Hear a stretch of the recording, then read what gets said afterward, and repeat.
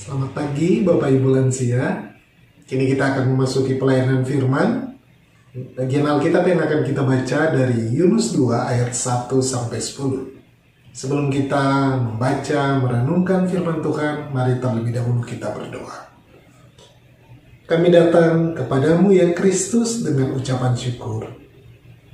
Saat ini kami kembali akan mendengarkan sapaan firman-Mu.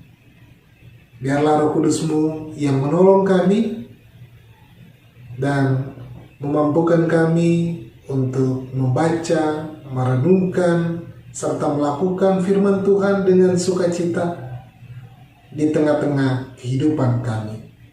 Sertai hamba-Mu dalam kelemahan dan keterbatasan, biarlah firman ini boleh disampaikan sesuai dengan kehendak-Mu. Berfirmanlah kepada kami ya Tuhan, karena kami sudah siap untuk mendengarkan. Amin. Yunus 2 ayat 1 sampai dengan ayatnya yang ke-10 diberi judul perikop doa ucapan syukur Yunus. Berdoalah Yunus kepada Tuhan Allahnya dari dalam perut ikan itu, katanya, dalam kesusahanku aku berseru kepada Tuhan dan Ia menjawab aku. Dari tengah-tengah dunia orang mati aku berteriak dan Kau dengarkan suaraku. Telah Kau lemparkan aku ke tempat yang dalam, ke pusat lautan, lalu aku terangkum oleh arus air. Segala gelora dan gelombang-Mu melingkupi aku. Dan aku berkata, telah terusir aku dari hadapan mata-Mu. Mungkinkah aku memandang lagi bait-Mu yang kudus? Segala air telah mengepung aku, mengancam nyawaku. Samudra raya merangkum aku, lumut lautan membelit kepalaku. Di dasar gunung-gunung aku tenggelam ke dasar bumi. Pintunya terpalang di belakangku untuk selama-lamanya. Ketika itulah Engkau naikkan nyawaku dari dalam liang kubur, ya Tuhan Allahku. Ketika jiwaku letih lesu di dalam aku, teringatlah aku kepada Tuhan dan sampailah doaku kepadamu ke dalam bait-Mu yang kudus. Mereka yang berpegang teguh pada berhala kesia-siaan, merekalah yang meninggalkan Dia, yang mengasihi mereka dengan setia. Tetapi aku dengan ucapan syukur akan kupersembahkan korban kepadamu, apa yang kunazarkan akan kubayar. Keselamatan adalah dari Tuhan. Lalu berfirmanlah Tuhan kepada ikan itu, dan ikan itu pun memuntahkan Yunus ke dalam. Demikianlah firman Tuhan. Berbahagialah setiap kita yang memelihara firman Tuhan dalam kehidupan kita setiap hari. Haleluya. Bapak Ibu, kaum lansia, opa oma, tema kita bersyukur dalam kesesakan. Kata bersyukur sudah sangat sering kita dengar. Bersyukur adalah ungkapan rasa terima kasih kepada Tuhan yang telah melimpahkan kasih-Nya di dalam kehidupan kita. Bersyukur, betapa indahnya kata itu. Tetapi apakah kata yang indah ini dapat dengan mudah untuk dilakukan? Belum tentu. Banyak orang mengatakan akan lebih mudah bersyukur dalam keadaan senang. Tapi ada juga orang yang lupa bersyukur pada saat senang. Menganggap apa yang dialami adalah hasil perjuangan diri, karena kehebatan diri, membanggakan apa yang sudah menjadi kerja kerasnya. Tapi sebaliknya, ada orang yang sulit bersyukur karena getirnya persoalan hidup. Dalam keadaan menderita, dalam kesesakan karena beratnya pergumulan. Karena bisa jadi lebih fokus pada persoalan kita, membuat kita merasa sendirian, merasa bahwa dunia ini runtuh, tidak punya masa depan, merasakan bahwa Tuhan pergi meninggalkan kita. Lupa bahwa ada Tuhan tempat bersandar dan tidak akan pernah meninggalkan umat-Nya. Karena itulah bersyukur dalam segala keadaan tanpa terkecuali dalam kesesakan harus terus dinyatakan. Mari kita belajar dari pengalaman Yunus dalam pembacaan Alkitab ini. Yunus 2 ayat 1 sampai dengan 10. Kitab Yunus ini hendak bercerita tentang kasih sayang Tuhan yang hendak menyelamatkan orang-orang Niniwe melalui pemberitaan pertobatan yang disampaikan oleh Yunus. Yunus diperintahkan Tuhan untuk pergi ke Niniwe menyampaikan rencana penghukuman Tuhan yang akan berlaku bagi Niniwe dalam tempo 40 hari ke depan jika Niniwe tidak bertobat. Bukankah jika Niniwe adalah kota yang jahat karena penduduk kotanya melakukan kejahatan, yang pantas diterima oleh bangsa itu adalah hukuman Tuhan? Yunus berpikir kejahatan harus dibalas dengan malapetaka yang sudah dipantasnya, yang sudah sepantasnya diterima oleh Niniwe. Tuhan terlalu baik karena membalas kejahatan dengan belas kasihan. Yunus tidak terima jika Tuhan tetap mengasihi bangsa yang sudah melakukan banyak kejahatan. Karena itu Yunus menolak tugas itu dan melarikan diri menuju Tarsis. Dalam pelarian menuju Tarsis, ia dicampakkan ke dalam laut dan ditelan ikan besar. Sebagai orang Israel, Yunus sangat kental dengan pemahaman bahwa Tuhan hanya memilih dan mengasihi Israel sebagai keturunan Abraham, bukan bangsa lain.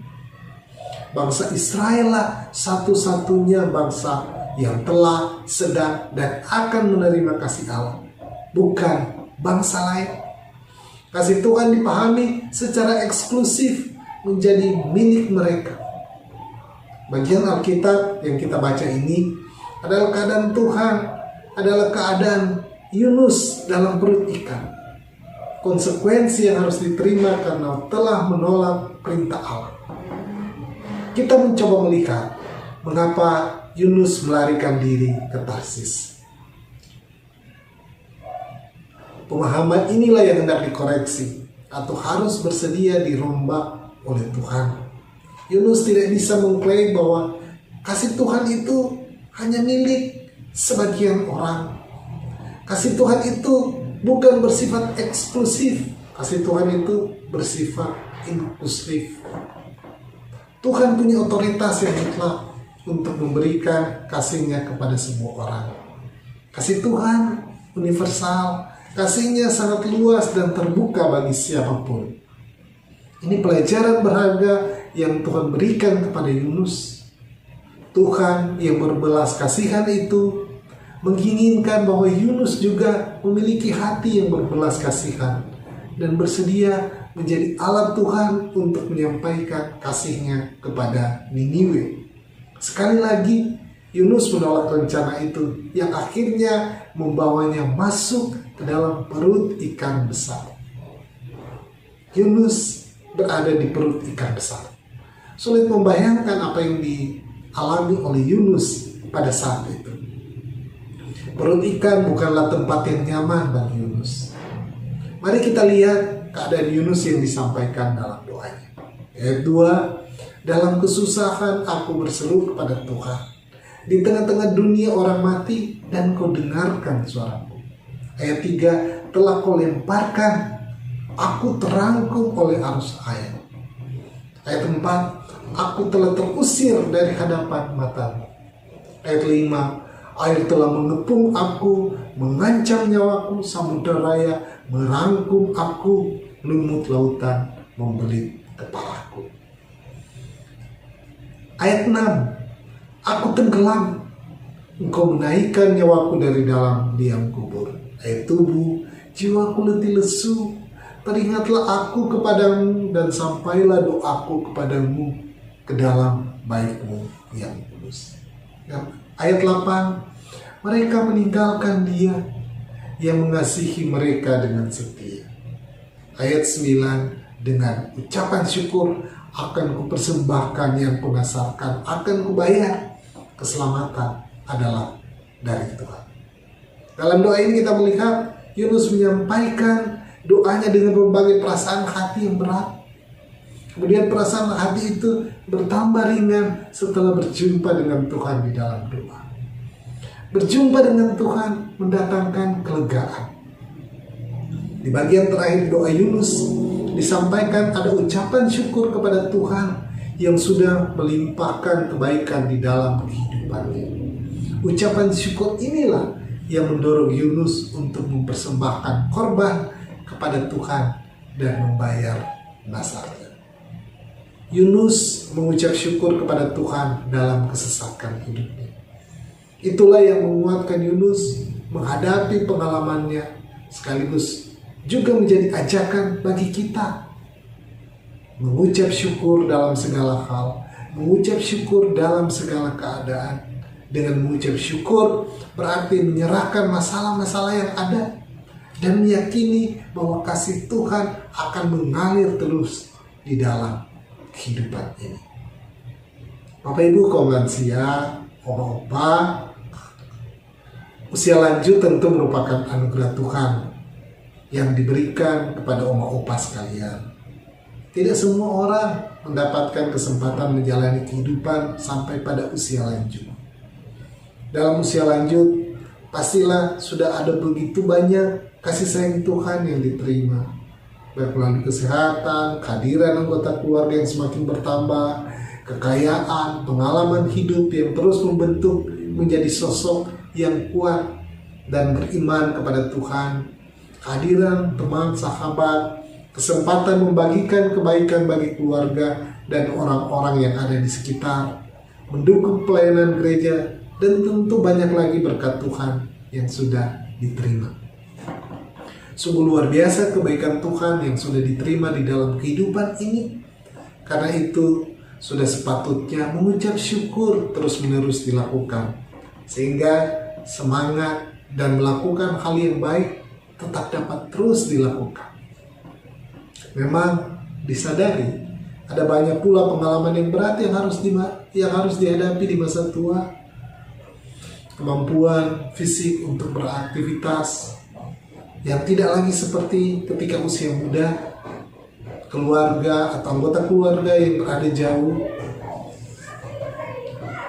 Di masa pandemi COVID-19, ibadah dilakukan di rumah dan para lansia lah yang tekun beribadah. Dan pada masa pandemi ibadah dilakukan di rumah. Mengucap syukur tentu harus juga terus dilakukan dalam situasi yang berat. Mengucap syukur itu kiranya dapat menjadi gaya hidup yang tidak terpengaruh oleh situasi apapun, atau dapat terus diwujudkan. Bersyukur membuat hidup bahagia. Bersyukur dalam kesesakan membuat kita tidak perlu dirundung oleh keputusasaan. Tidak marah karena yang diharapkan tidak sesuai dengan kenyataan. Membuat kita lapang dada menjalani kehidupan ini. Selamat bersyukur, Tuhan memberkati Bapak Ibu kaum lansia, opa, oma sekalian. Dan sebagai pertanyaan pendalaman, ada 2 pertanyaan bagi kita. Yang pertama, menurut opa, oma, menurut Bapak Ibu kaum lansia, apakah manfaat dari bersyukur di masa lanjut usia? Kita juga bisa menghubungkannya dengan pengalaman kehidupan kita. Dan yang kedua, apakah bersyukur dalam kesesakan itu mudah dilakukan? Apa hambatannya? Selamat merenungkan dan juga men-sharingkan perenungan kita. Tuhan memberkati kita. Amin.